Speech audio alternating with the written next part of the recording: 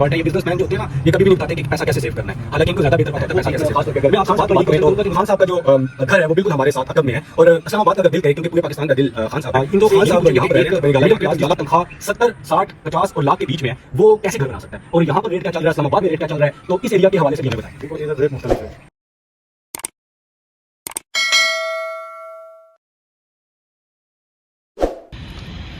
السلام علیکم، امید کرتا ہوں کہ آپ لوگ بہت اچھے ہوں گے۔ آج ہم آپ کے لیے لے کے آئے ایک اہم ٹاپک، جس میں سب سے پہلے تو بات کریں گے ہم اس چیز سے کہ ایک جو اکانومیکل انسان ہے، جو مڈل کلاس لوگ ہیں،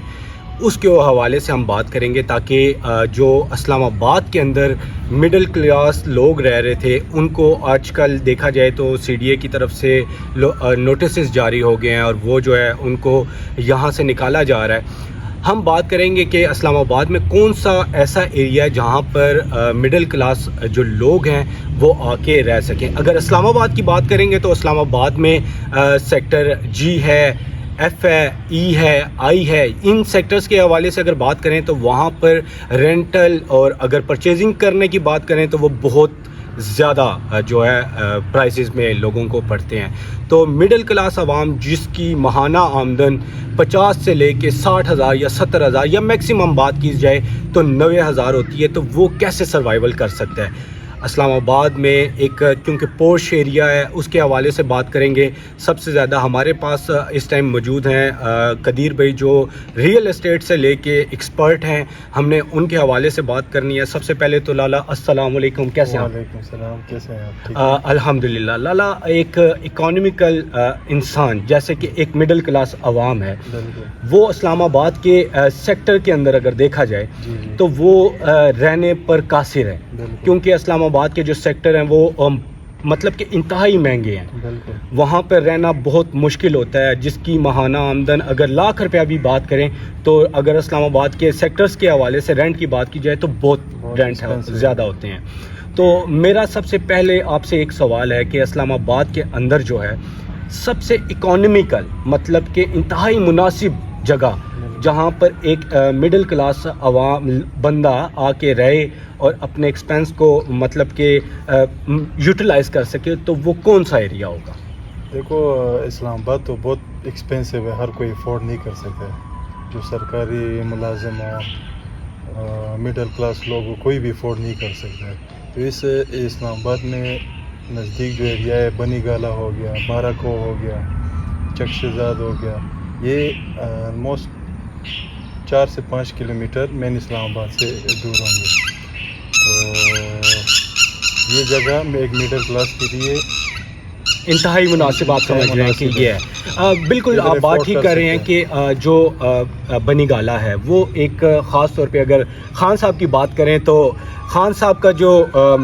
گھر ہے وہ بالکل ہمارے ساتھ عقب میں ہے، اور اسلام آباد کا اگر دل کہے، کیونکہ پورے پاکستان کا دل خان صاحب ہیں، تو خان صاحب یہاں پر رہ رہے ہیں، تو بنی گالا یہاں پہ ہے، تو لالا بھی بنی گالا میں بیٹھے ہوئے ہیں۔ تو لالا یہ بتائیں کہ جو بنی گالا ہے جس جگہ پہ ہم اس ٹائم موجود بیٹھے ہوئے ہیں، اس جگہ کے حوالے سے بات کریں کہ ایک جو مڈل کلاس بندہ ہے جس کی ماہانہ آمدن 50 سے 70 یا لاکھ کے راؤنڈ اباؤٹ ہے، وہ یہاں پر رینٹ کتنا پے کر سکتا ہے، کس طرح رہ سکتا ہے، اور اس کے حوالے سے ہمیں بتائیں ذرا۔ دیکھو سیکٹر کے مطابق سیکٹر میں اگر آپ کو 1 روم یا 2 روم بھی چاہیے ہو تو وہ کم سے کم لاکھ سے کم نہیں ہے۔ تو ادھر آپ کو ایک سنگل پورشن گھر جو ہے وہ بھی آپ کو 30 35 40 ہزار تک مل جاتا ہے۔ اور پراپرٹی کی بات ہو، وہ ویسے پراپرٹی بھی ادھر بہت مناسب ہے اور ہے نزدیک، تقریباً یہاں سے ہے 6 سے 7 کلومیٹر۔ اچھا، بالکل آپ سے میں یہ ضرور پوچھوں گا، کیونکہ لوگ جو ہیں خاص طور پہ مڈل کلاس عوام جو ہے وہ اپنی کچھ سیونگ کرتی ہے، سیونگ کرنے کے بعد کیونکہ اس کی سب سے پہلی اپرچونیٹی یہ ہوتی ہے کہ وہ اپنے لیے مکان لے، گھر بنائے۔ تو اگر ایک اکانومیکل لحاظ سے دیکھا جائے تو سب سے پہلے مڈل کلاس عوام جو ہوتی ہے اس کا مائنڈ سیٹ یہ ہوتا ہے، جو نوکری پیشہ ور لوگ ہیں وہ یہی سوچتے ہیں کہ سب سے پہلے ان کا پلاٹ بنے، پھر گھر بنے، اور اس کے بعد جو ہے وہ آگے اپنے گھر میں اپنا خواب ایک پورا کر سکیں۔ تو آپ سے میں یہ بھی پوچھوں گا کہ ایک جو مڈل کلاس لڑکا ہے یا کوئی انسان، کوئی مرد ہے، اس نے گھر بنانے ہیں تو کیسے گھر بنائے؟ سب سے پہلے تو یہ ضروری ہے کیونکہ آپ ایز اے ایکسپرٹ ہیں پراپرٹی میں، آپ کے اتنے اچھے پروجیکٹ چل رہے ہیں، ہم نے آپ کے پروجیکٹ بھی ان کے بڑے اچھے قدیر بھائی کے پروجیکٹ ہم نے دیکھے ہیں، تو ان سے یہ بھی پوچھیں گے کہ ایک مڈل کلاس جس کی تنخواہ 70، 60، 50 اور لاکھ کے بیچ میں ہے، وہ کیسے گھر بنا سکتا ہے، اور یہاں پر ریٹ کیا چل رہا ہے، اسلام آباد میں ریٹ کیا چل رہا ہے، تو اس ایریا کے حوالے سے بھی ہمیں بتائیں۔ دیکھو ادھر ریٹ مختلف ہے، 6 سے شروع ہو جاتا ہے تقریباً 15 لاکھ روپے مرلہ تک، اور اسلام آباد کو اگر دیکھا جائے تو ادھر کروڑوں روپے مرلہ ہے، وہ انسان کے پہنچ سے اوپر ہے، مطلب ایک مڈل کلاس انسان نہیں لے سکتا ہے وہاں، تو اس لیے یہ ایریا نزدیک ہے، ادھر لینا چاہیے۔ ہاں بالکل، اور ادھر بھی ملکیت زمینوں، صاف ستھری زمینوں، سب کچھ دیکھ کر لینا چاہیے۔ اچھا بالکل، یہ بھی بات قدیر بھائی نے بڑی اچھی کی ہے کہ ملکیت جگہ ہو اور وہ لیا جائے، کیونکہ آج کل اسلام آباد کے اندر خاص طور پر بہت سے ایشوز چل رہے ہیں ریئل اسٹیٹ سے لے کر، اس پہ بھی تھوڑا سا ہم قدیر بھائی کو تنگ ضرور کریں گے آپ سے، کیونکہ آپ ایکسپرٹ بیٹھے ہوئے ہیں، تو ہمیں کیا پتا، کیسے پتا چلے گا کہ یہ زمین لیگل ہے اور یہ زمین ان لیگل ہے؟ مطلب کہنے کا یہ ہے کہ ہمیں کیسے پتا چلے گا کہ ایک میں جیسے کہ ایز اے مڈل کلاس آپ کے پاس آتا ہوں اور میں آپ کو کہتا ہوں کہ جی مجھے پلاٹ لینا ہے، اب پلاٹ لینے میں مجھے کیسے پتا کہ یہ پلاٹ جینون ہے یا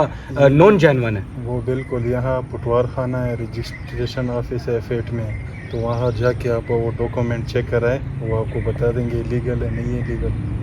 بالکل، یہ بھی بہت ایک اہم چیز ہے جس میں لوگوں کو یہ بتایا ہے قدیر بھائی نے